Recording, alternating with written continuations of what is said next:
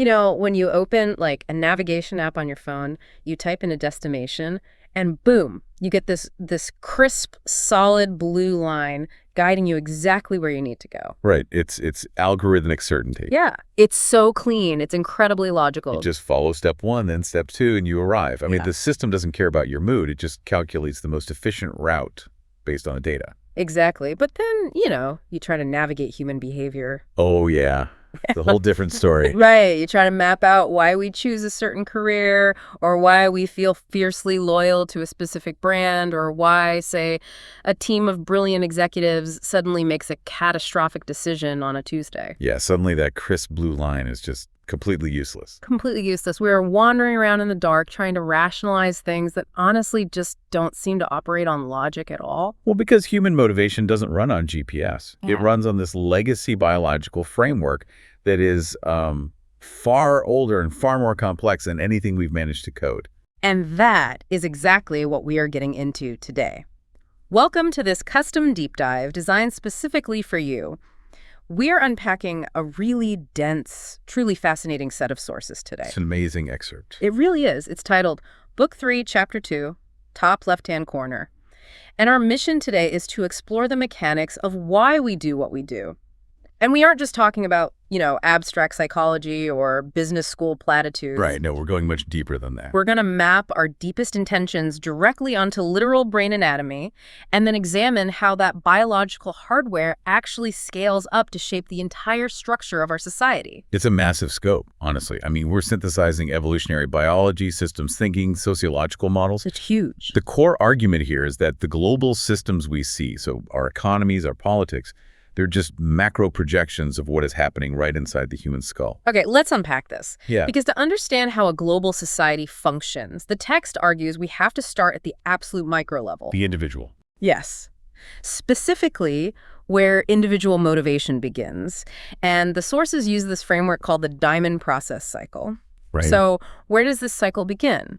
Well, in Western reading, our eyes naturally go to the top left-hand corner of a page. The top left-hand corner. And in this diamond model, that corner represents character. But we should clarify what that means. Yeah, you have to be really precise about what character means here. Yeah. Because it's not about morality like being a good or bad person. Right. It's not a judgment. Exactly. It refers to personal mastery.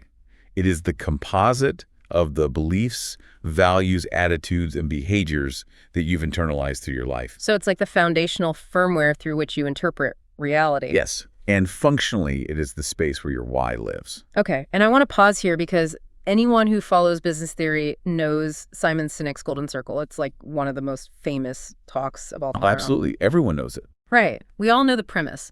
Mediocre organizations start with what they do.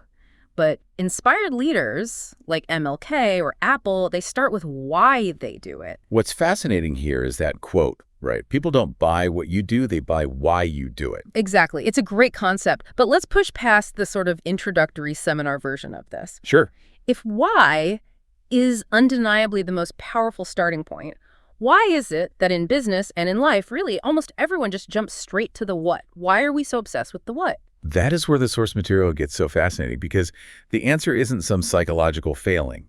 It is a severe hardware limitation. Wait, hardware, like our brains? Yes. We struggle with the why because of how our brain is physically constructed. The text highlights Sinek's assertion that the golden circle isn't just a clever metaphor. It correlates literally to a cross-section of the human brain. So we are talking about actual gray matter here. Literal neuroanatomy. So look at the newest evolutionary part of our brain, the neocortex. Right, the Homo sapien brain. Exactly.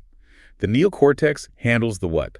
Okay. It is highly rational, it's analytical, it loves data, and crucially, it houses our capacity for language. Which explains why it's so effortless to sit in a boardroom and just talk for hours about what a company is doing. Right, because we have the biological hardware for it. The language centers in the neocortex are specifically designed to articulate those facts and figures. But then what about the why?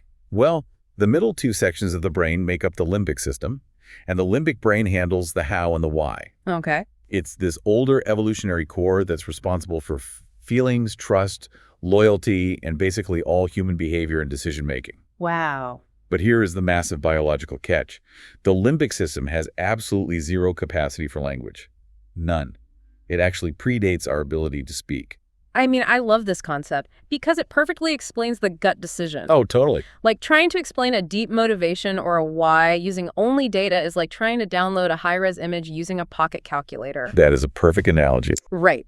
The calculator is great at crunching the numbers, that's your neocortex, but it literally lacks the screen to render the picture. Exactly. The hardware just doesn't support the translation.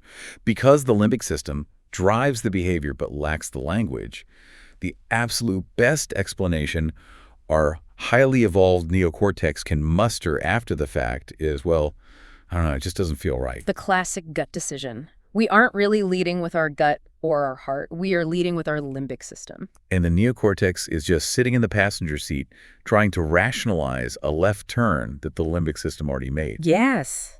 It's so wild to think about. And that's exactly the point the text makes. When a leader communicates from the inside out, starting with the why, they're literally bypassing the rational, language-obsessed neocortex. They're speaking directly to the behavior-driving engine of the listener's brain. Exactly. But the sources don't actually stop at the neocortex and the limbic system, which is where it gets really I clear. would take it much further. Yeah, they take the entire Diamond process model and superimpose it over 4 specific areas of the brain.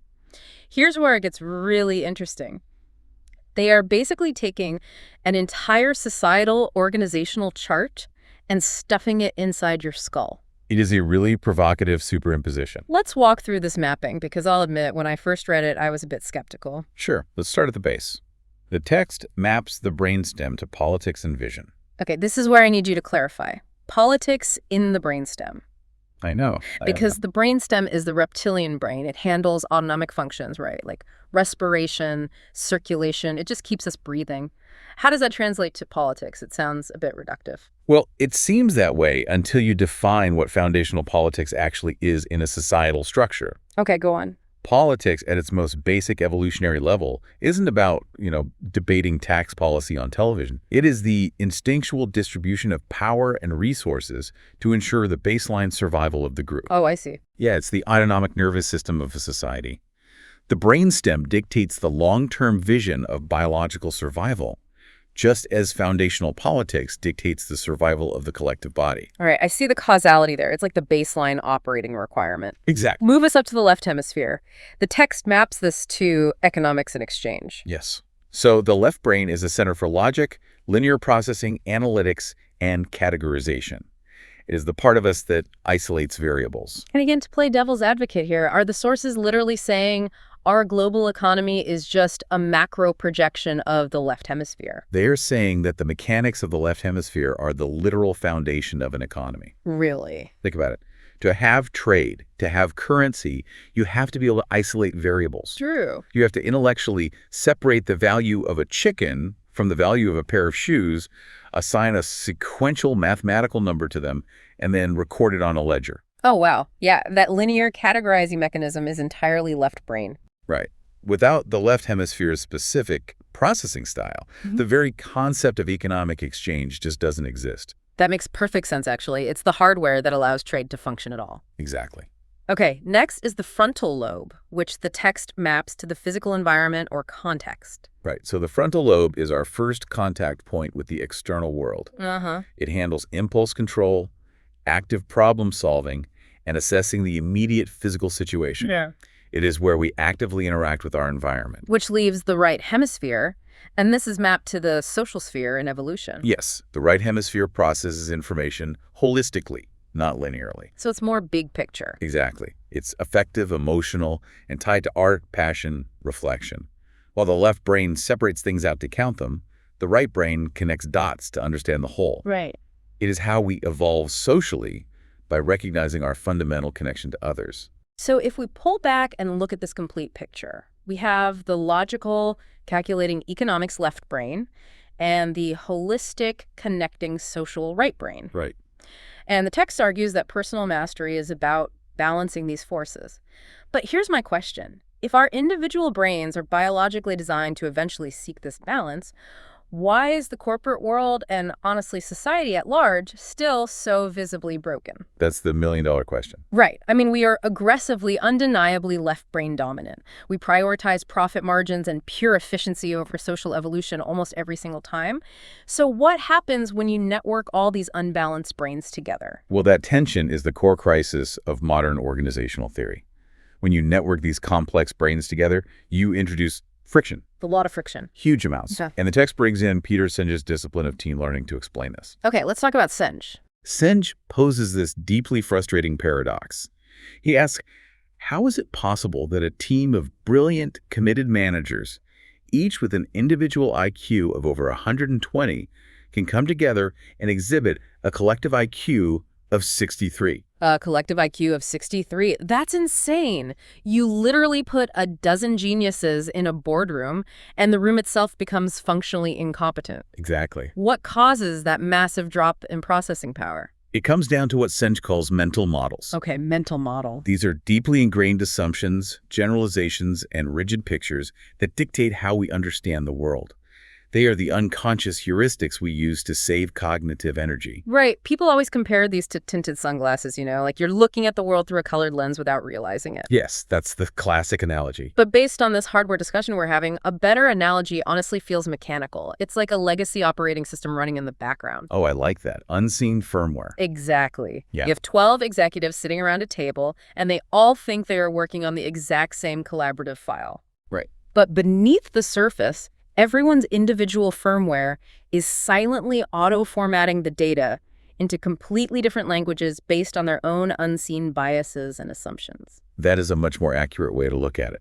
Because those mental models remain tacit, meaning they're unspoken and unseen, they actively block new insights. They just create a jam. They cause constant background conflict. And the text argues that these clashing, unseen models keep teams trapped in a low-frequency state that it calls the gray diamond. Okay, let's define the gray diamond for everyone. Yeah. Because the text describes this as a state characterized by fear, apathy, and defensive routines. It's a scarcity mindset, basically. Right. Everyone is protecting their own left brain territory, hoarding information because they assume someone else is trying to take it. And to break out of that 63 IQ trap, teams have to force an upgrade. They must break their individual mental models and move into what the text calls the red diamond. Okay, but how does a team actually do that? Because, simply telling a boardroom of stressed out executives to elevate their consciousness usually doesn't play very well. No, it usually gets you laughed out of the room. Yeah. It requires bringing the implicit into the explicit. Okay. The red diamond is described as a state rooted in the world of the five senses. It is about conscious, present action. So it's about awareness. Exactly. Instead of letting that hidden firmware run the meeting, the group actively unpacks their assumptions. They engage in genuine, courageous dialogue where they expose their why to each other. Oh, so it loops back to the why. Always. And when that happens, you achieve genuine team learning, where the group's collective intelligence actually surpasses the individual parts. Okay, so let's scale this up one final time. If upgrading our mental models and sharing our limbic why can fix a broken 63 IQ boardroom, what happens when we apply that to the macroscopic structure of human society? This is where the source material proposes a massive evolutionary societal shift. Okay, buckle up. For thousands of years, human civilization has operated almost exclusively on a rigid hierarchy. A traditional pyramid structure. Right. Power, information, and the vision are hoarded by a tiny fraction of brains at the very top. And everyone else at the bottom is just expected to execute the what and the how. Correct. But the text outlines an ongoing evolution.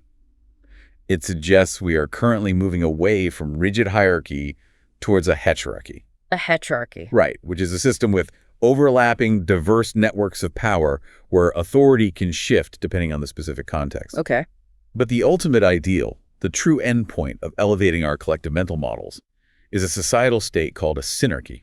So what does this all mean, a synarchy? I hear that word, and I have to be honest, it sounds like a beautiful utopian buzzword. It does sound a bit utopia. Like, the idea that everyone just gets along and shares power, how does that survive the reality of human nature and cutthroat geopolitics? Let's make sure we rigorously define what a synarchy actually is, according to the text. Well, it isn't just people holding hands and singing. A synarchy is defined as a highly complex state where information, responsibility, and decision-making are entirely equal and distributed through a network of empowered individuals. So there is absolutely no top-down control. None. It's completely decentralized. But not chaotic. No, not chaotic at all. There is perfect coordination because every node in that network shares a fundamental, transparent understanding of the system's purpose. They share the same why. You know, the sources use an incredible image for this, and it honestly made the concept click for me. The Starlings. Yes, a hierarchy is like a stone pyramid. It is heavy, it is rigid, and only the capstone gets to see the horizon.